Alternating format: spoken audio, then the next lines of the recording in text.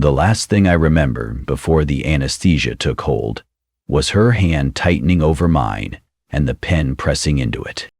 My name is David Harris. I'm 53, a compliance officer for a mid-sized insurance firm in Atlanta. 3 days earlier, I'd collapsed at work with what turned out to be a twisted bowel that required emergency surgery.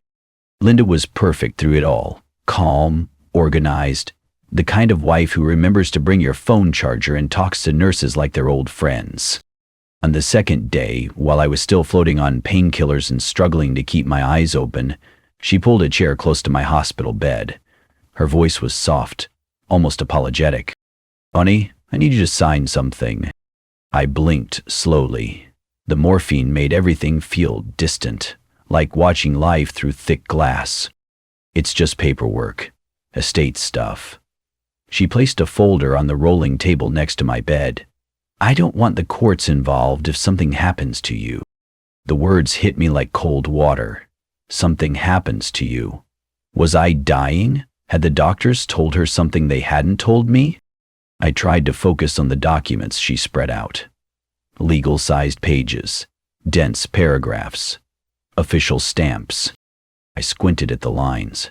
They blurred. I told myself it didn't matter. She'd tell me if it did. "Where do I sign?" She guided my hand to 3 different spots. X marks the spot, like a treasure map. Except I was the treasure being buried.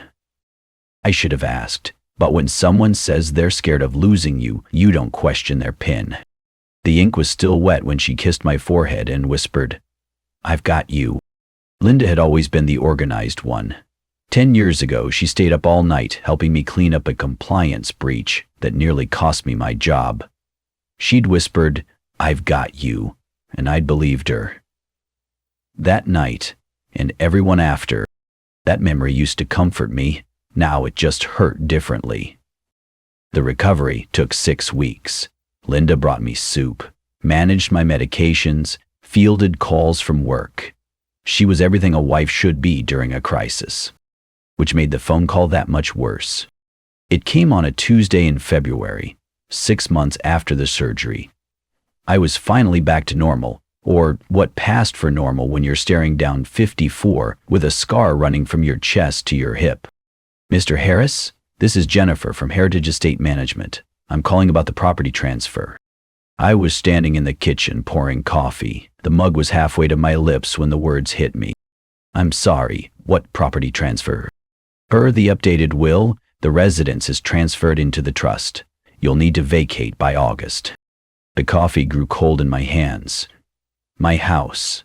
The house Linda and I had bought 12 years ago. The house where we'd planned to grow old together. There must be some mistake. "I have the documentation right here, sir, signed and notarized last September."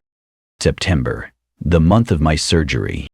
After I hung up, I walked upstairs to my office, opened the filing cabinet where I kept our important documents, found the original will Linda and I had drafted 5 years ago.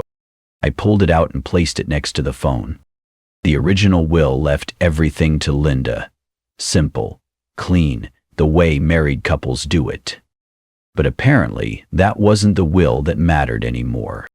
I sat there, staring at the papers for a long time, thinking about that pen in my hand, about how gentle Linda had been when she guided my signature across those pages. She didn't wait for the funeral. She waited for the fog. That's when I understood the difference between being married to someone and being managed by them. Linda came home an hour later with groceries and a smile. She asked about my day, told me about her book club, mentioned that her sister was thinking of visiting next month. Normal conversation, normal wife, normal life. Except nothing was normal anymore. I helped her put away the groceries and asked if she wanted wine with dinner. She said yes like always. We ate at the kitchen table and talked about weekend plans. I didn't mention the phone call. Didn't ask about trusts or wills or Heritage Estate Management. I just watched her eat her salad and wondered how long she'd been planning this. The strangest part was how natural she looked, how comfortable, like she was exactly where she belonged. And maybe she was. Maybe I was the one who didn't belong anymore. But here's the thing about compliance work. You learn that the devil isn't in the details. The devil is in the timing. And Linda's timing was perfect. Too perfect. The chair at the kitchen island was gone. She said she donated it. It was my chair. We needed the space, Linda explained, wiping down the counter where my chair used to sit. Besides, you never really used it anyway. Except I did. Every morning for 12 years. Coffee and the newspaper. Sometimes emails on my laptop. But arguing over furniture felt petty when I was still trying to process losing my house. So I said nothing. That's when I started noticing the other things. My coffee mug disappeared first. The blue one with the company logo from our insurance conference in Charleston. Linda claimed she'd never seen it. Maybe you left it at work. I knew I hadn't, but I bought a new one and moved on.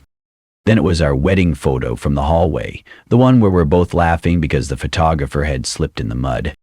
I'm having it reframed, she said. The glass was cracked. It wasn't cracked. I'd looked at it 3 days earlier. Next came the credit card access. I tried to check our account online and got an error message. Password changed. When I asked Linda about it, she sighed like I was bothering her. I had to update everything after that security breach at the bank. Don't you remember? There hadn't been a security breach, but she was already pulling up the account on her phone, showing me the balance like she was doing me a favor. Even the streaming services got locked out. Netflix, Hulu, Amazon Prime, all requiring new passwords I somehow didn't have. It was like watching my life get erased one login at a time. One night in March, I almost asked directly.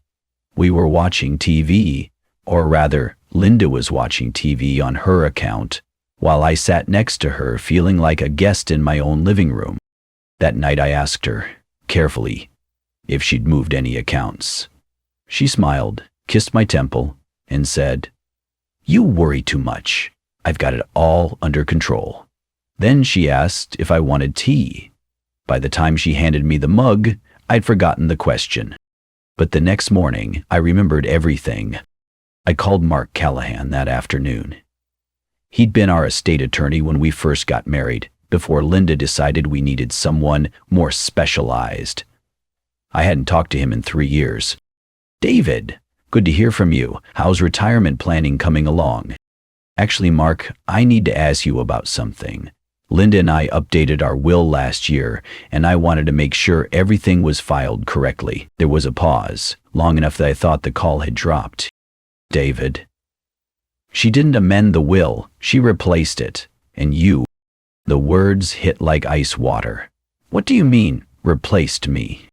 "She came in last October with a new attorney, filed papers to dissolve our previous work and establish a completely new estate structure. I assumed you knew. October, 1 month after my surgery. She said you were focusing on your health and wanted her to handle the legal details." I thanked Mark and hung up. Sat in my car outside the office building for 20 minutes, trying to process what I'd just learned.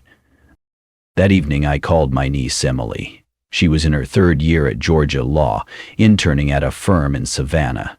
Smart kid. Smarter than me, apparently. "Uncle David, how are you feeling? Mom said you had a rough surgery." "I'm fine, Em. Listen, I need a favor. Can you look up some legal filings for me, unofficially?" She was curious but didn't push. I gave her Linda's name and our address. Asked her to see what she could find about trusts or estate transfers. Emily called back 2 days later. "Uncle David, this is weird. There's a trust set up in your wife's name, but you're not the primary beneficiary." My hands went cold. "Who is?" "Linda Taylor Harris, and the secondary beneficiary is someone named Nathan Wade, real estate agent looks like." Nathan Wade. I didn't know anyone by that name, but it sounded familiar. I saw his number once. That was before I understood everything. It had been in Linda's call log back in January. I'd noticed it because she usually just called her sister, her book club friends, and me. Strange numbers stood out. When I'd asked about it, she'd said it was someone from her yoga class, something about carpooling. Linda didn't do yoga, never had. Emily, can you find out when this trust was created? Already did. It's dated 3 weeks before your surgery date, the one you listed as your emergency contact info. 3 weeks before, not after, before. She'd been planning this while I was still healthy. While we were still pretending to be happy. There's something else, Uncle David. This Nathan Wade guy. His name shows up on other documents too. Emily sent me a file that night. Inside was a deed transfer dated 12 years ago. 2 names. Linda Taylor and Nathan Wade. Same names. Same pattern. It didn't start with me. I was just the part she perfected. 12 years ago, Linda had been Linda Taylor. We weren't married yet, but we were engaged, living together, planning our future. Apparently, she'd been planning other futures too. The betrayal wasn't recent, it was a long-laid plan.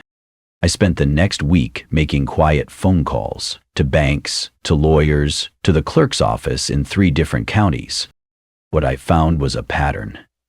Linda had been careful but not perfect. There were gaps, inconsistencies, places where her story didn't match the paperwork. I also made one other call to a trust management company in Athens where my father had set up a small family trust years ago. It had been dormant since he died, but it was still active, still valid. I reactivated it quietly, added Emily as co-trustee, moved a few assets that Linda didn't know about, things that had been in my name before we married. Not revenge, just preparation. That night, I sat across from Linda during dinner. She was talking about her day, her book club, the weather. Normal conversation from a woman who wasn't normal at all. The worst part wasn't that she lied. It was how gently she did it. She asked if I wanted dessert, smiled when I said yes, brought me ice cream in a bowl I'd never seen before. Where'd this come from? I asked. I picked up a few things at the store. Thought we could use some new dishes. New dishes, because the old ones belong to someone else now. Someone who is about to find out that compliance officers don't just check other people's paperwork. Sometimes we check our own. And sometimes we find exactly what we're looking for. The kitchen lights flickered twice. She always forgot to replace that bulb. Now it was my reminder. Play along. Linda was making coffee, humming something under her breath. The same tune she'd hummed the morning after my surgery, back when I thought it meant she was happy I was alive. Now I knew better. "Good morning, honey," she said, not looking up from the coffee maker. "Morning." I grabbed the newspaper from the counter. Acted like everything was normal. Because normal was my weapon now. I'd spent 2 weeks researching Nathan Wade. Real estate agent, mid-40s, divorced, specialized in discrete property transfers, according to his website. His office was in Buckhead, 20 minutes from our house. I called that afternoon, using a voice slightly deeper than my own. "Mr. Wade, this is Robert Chen from Pinnacle Financial. I have a client interested in your services." "What kind of services?" His voice was smooth, professional, the kind of voice that sold people things they didn't know they needed. "Spousal asset protection. My client wants to move some properties before a potential disagreement." Nathan laughed. Not a nice laugh. "Ah, one of those situations. Yeah, I can help with that." We scheduled a meeting for Thursday at 2 p.m. I told him I'd be representing the client, who preferred to stay anonymous for now. Georgia is a one-party consent state. Recording conversations is legal as long as one person knows about it. I knew about it. Thursday came with rain. I parked across from Nathan's office and watched him through the window.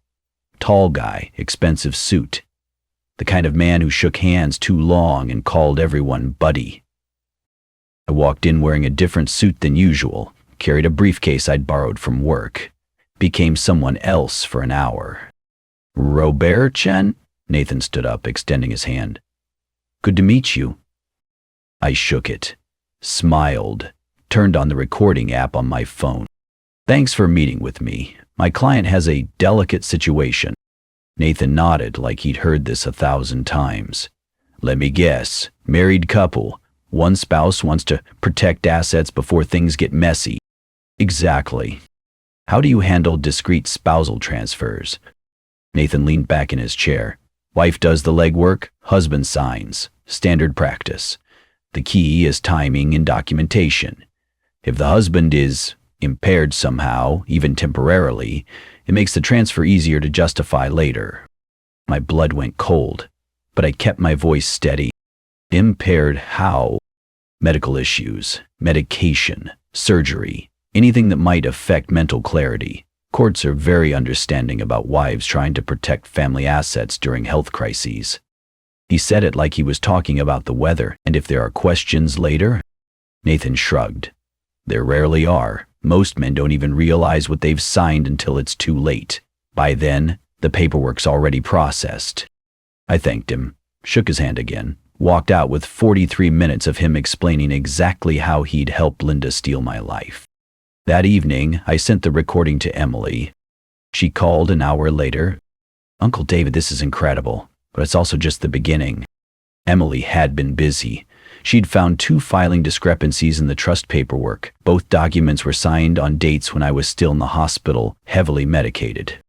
The signatures don't match your normal handwriting, she said. I compared them to documents you signed before the surgery. It's close, but not close enough. Forged. Linda had forged my signature. There's more. I found the name of a firm that specializes in estate fraud cases. They're expensive, but they're good. I hired Bergman and Associates the next morning. Paid the retainer from an account Linda didn't know about. Filed a revocation petition based on medical incapacity and undue influence. The wheels of justice move slowly, but they move. Meanwhile, I moved the Georgia property, my father's old house, that Linda somehow didn't know I still owned, into a separate trust. Protected, shielded, safe. That's when Linda's perfect world started developing cracks. It started small, bank calls during dinner. Mrs. Harris, we need to verify some account information. Login errors on websites that had worked fine for months. Sorry, that password is no longer valid. Delayed paperwork from Heritage Estate Management. We're experiencing processing delays due to documentation reviews. Linda tried to hide her frustration, but I could see it building. The tightness around her eyes, the way she gripped her phone too hard during calls. Is everything okay? I asked one evening. Fine, she said, but her smile was thinner than usual. I stood at the edge of my garage one night, suitcase in hand. I could have left, taken the Georgia house and disappeared, but I realized she wanted me to vanish, quietly, without resistance, like she'd planned. So I closed the suitcase and opened a new file instead. The file contained everything. Nathan's recording, Emily's research, bank statements, property records, the forged signatures, 12 years of evidence that Linda Taylor Harris wasn't who she pretended to be. The confrontation came in April, not the screaming kind, the quiet kind that cuts deeper. We were eating dinner when Linda finally broke. You're freezing me out, she said, not looking up from her salad. I cut my chicken carefully, took my time answering.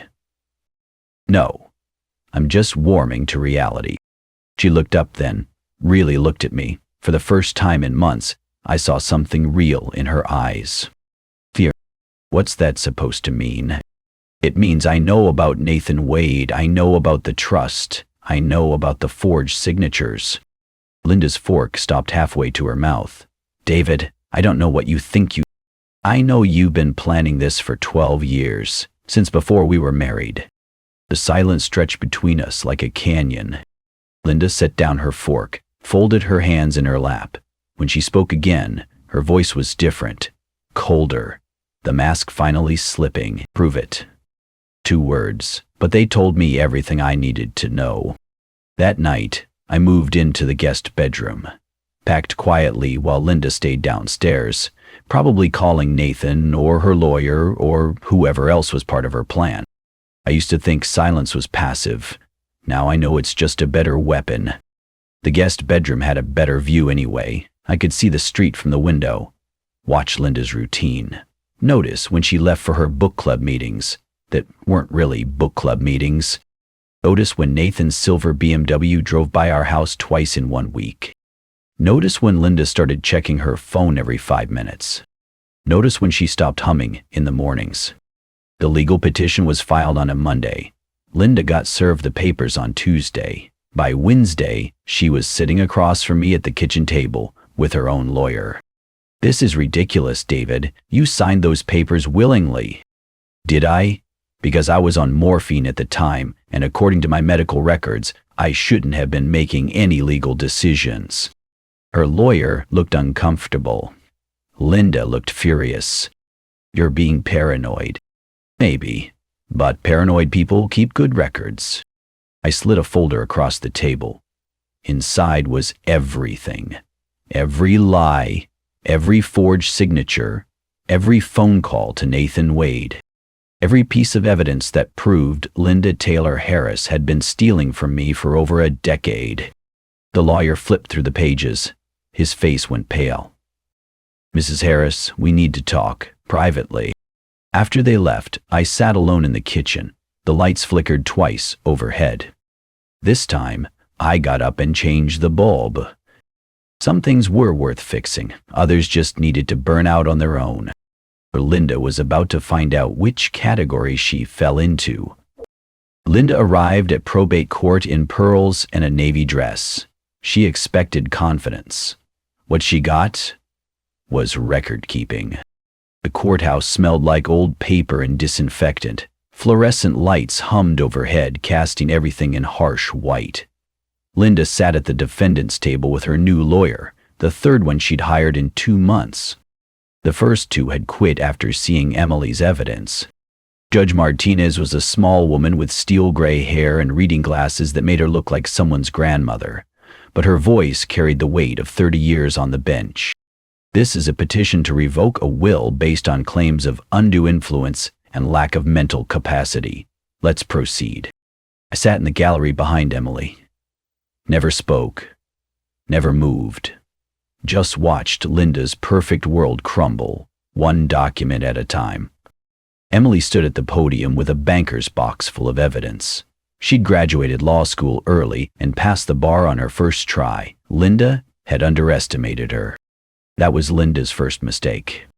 Your Honor, the evidence will show that Mrs. Harris took advantage of her husband's medicated state following emergency surgery to fraudulently obtain his signature on estate documents. Emily opened with the hospital records. Medication logs showing exactly what drugs I'd been given and when. Morphine, oxycodone, lorazepam for anxiety. Mr. Harris was on a combination of narcotics that would impair anyone's judgment, let alone someone recovering from major abdominal surgery. She showed the court my signature from before the surgery. Clean, steady, confident. Then the signatures from the hospital documents. Shaky, uneven, written by someone who could barely hold a pen. If he couldn't understand what he signed, it doesn't matter how neat the ink was.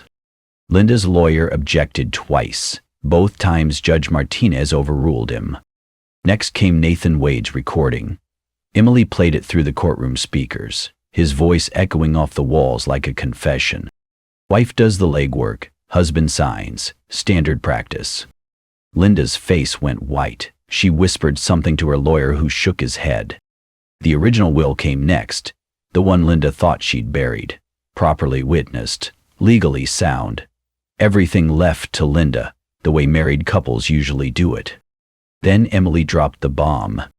Your Honor, there's one more thing the court needs to know. She pulled out a different file, thicker than the others.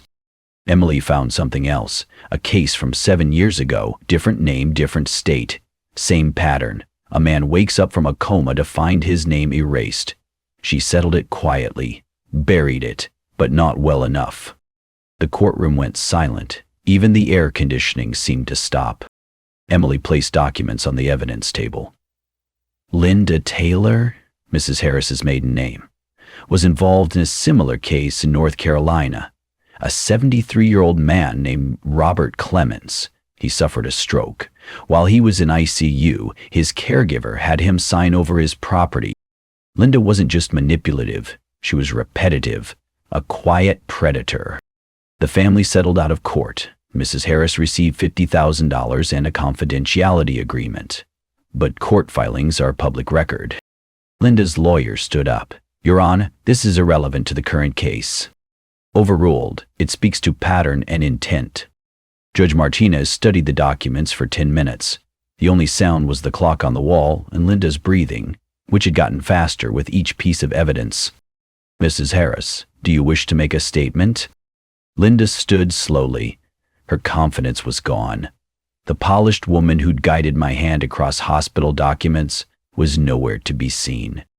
"Your Honor, I was trying to protect our assets. David was very sick. I thought—" "Mrs. Harris, did you forge your husband's signature on any of these documents?" Silence.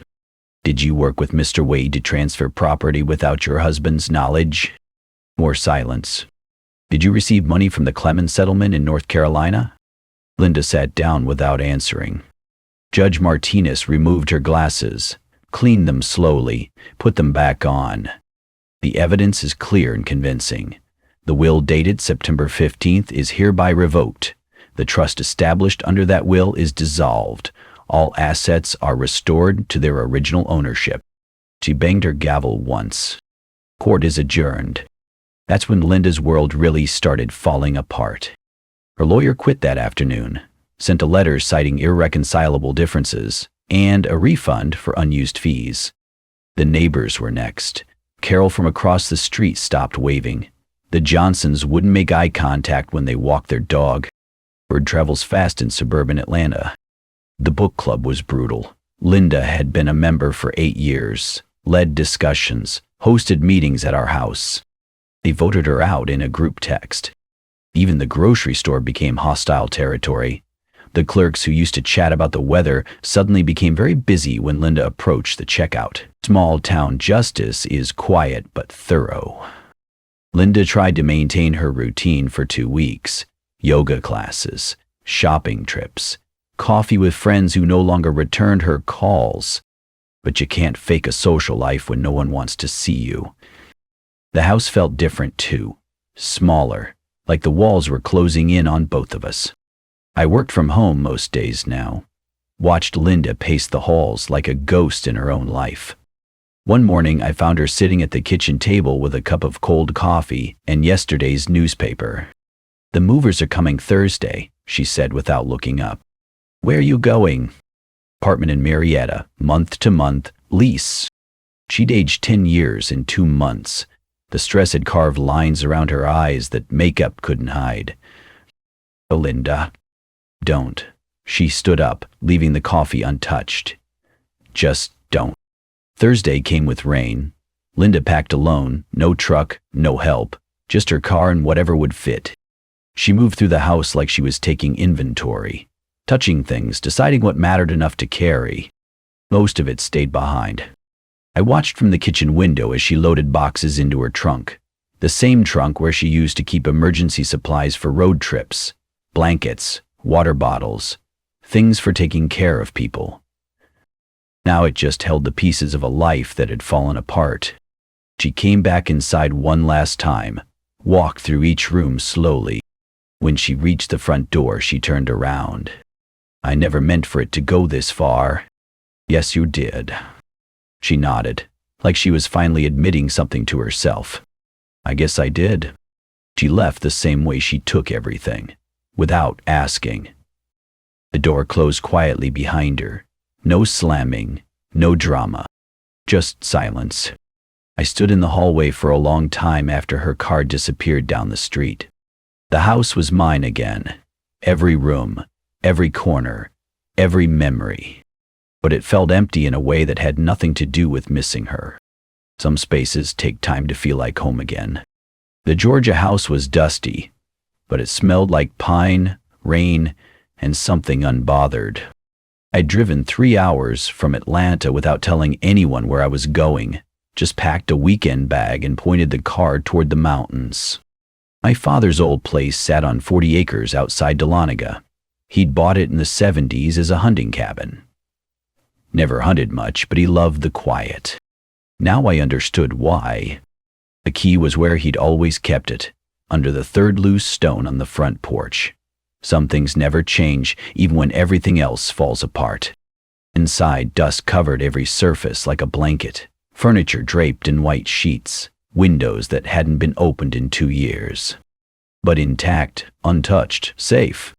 I walked through the room slowly, opening windows, letting the mountain air push out the staleness. The kitchen still had my father's coffee cups in the cabinet, his reading glasses on the counter, like he just stepped outside and forgot to come back. In the attic, I found his old pocket watch, the one his father had given him when he graduated high school. Tarnished silver with initials carved on the back, W.H. William Harris. I wound it carefully. The mechanism clicked softly, finding its rhythm. Still ticking. I carried it downstairs and placed it on the mantel next to a photo of my parents from their 40th anniversary. They looked happy, solid, like people who'd built something that lasted. I sat in my father's old chair and listened to the silence. No traffic, no phone calls, no legal documents. Just the sound of wind through pine trees and time moving forward.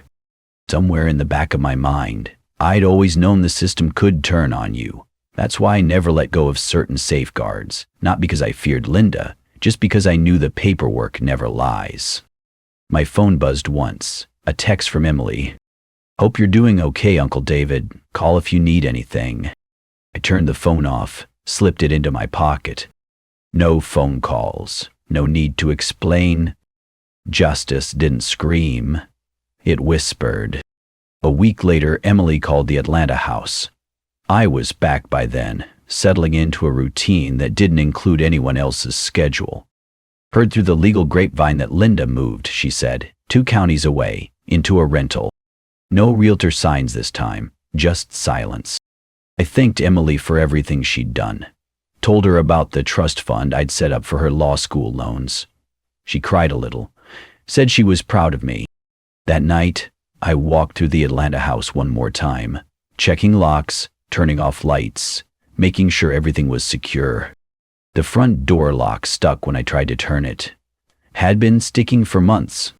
I started to get my tools, then stopped.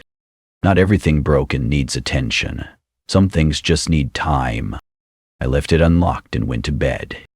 In the morning, I'd fix what needed fixing. Tonight, I'd just let things be. Linda had disappeared first, quietly, carefully, like she'd planned. But this time, I was the one who disappeared last. And sometimes, that's the only victory that matters. The pocket watch ticked softly from the mantel, keeping time, moving forward. Just like everything else,